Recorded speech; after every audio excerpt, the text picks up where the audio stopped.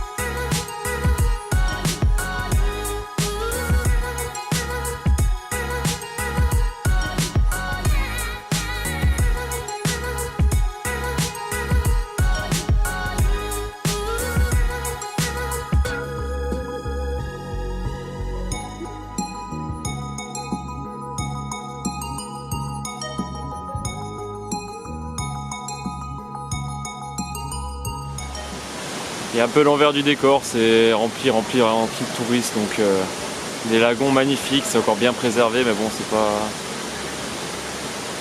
c'est pas dingue quoi. Après, vu dans la ville où on est, c'est sûr que c'est normal. Parce que rien que pour le tubing, en fait, l'histoire un peu de la ville, c'est qu'il y a 5-6 ans, c'était vraiment la fête, mais comme pas possible, énormément de drogue, et en fait c'est l'un des endroits dans le monde où il y a le plus de jeunes touristes qui meurent, donc noyés et tout, dans ce qu'on a fait hier. Et donc le gouvernement laotien, il y a quelques années, il a décidé de tout cramer pour éviter un peu tout ça. Et donc maintenant c'est vrai que c'est vachement plus calme, mais bon, des gens ivres morts et des gens qui meurent, il y en a toujours, donc c'est vraiment la ville de l'excès. Par contre, c'est magnifique.